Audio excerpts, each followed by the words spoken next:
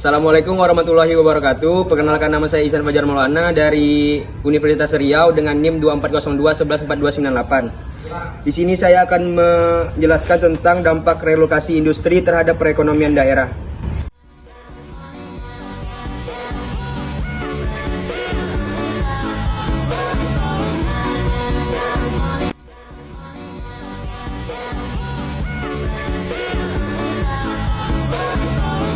Yang pertama yaitu definisi relokasi industri.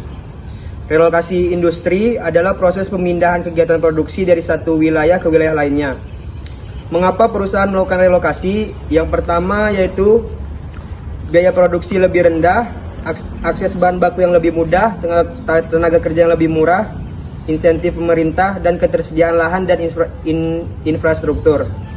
Namun bagaimana dampaknya bagi perekonomian daerah? Dampak positifnya yang pertama, lapangan kerja baru. Relokasi industri membuka ribuan lapangan kerja bagi masyarakat lokal.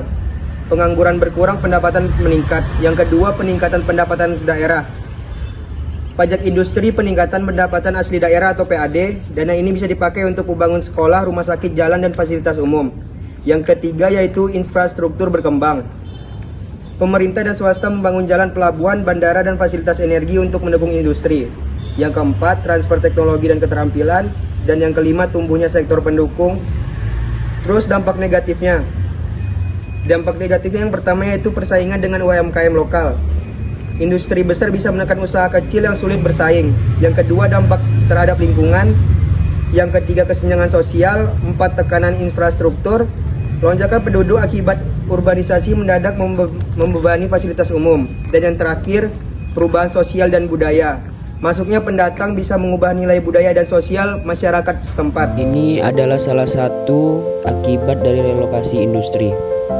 Relokasi industri meski membawa pertumbuhan ekonomi ke daerah baru, kerap menimbulkan permasalahan lingkungan yang tak bisa diabaikan. Salah satunya adalah polusi udara. Ketika pabrik-pabrik mulai beroperasi di kawasan baru, emisi dari proses produksi, cerobong asap, kendaraan logistik, serta pembakaran bahan bakar fosil secara perlahan mulai mencemari udara.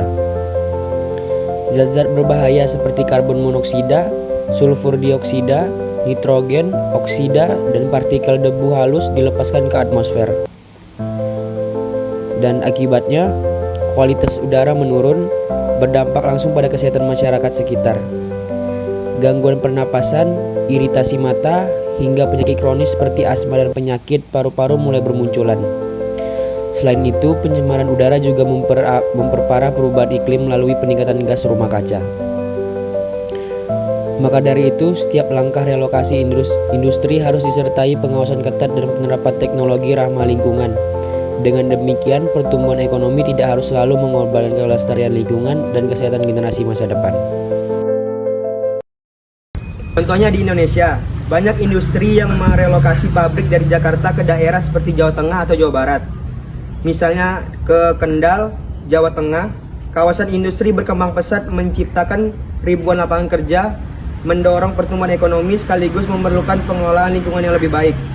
Jadi, relokasi industri bisa menjadi motor penggerak ekonomi daerah asalkan direncanakan dengan baik, memperhatikan aspek lingkungan, mengutamakan pembangunan berkelanjutan, dan melibatkan masyarakat lokal. Sekian penjelasan dari saya tutup. Assalamualaikum warahmatullahi wabarakatuh.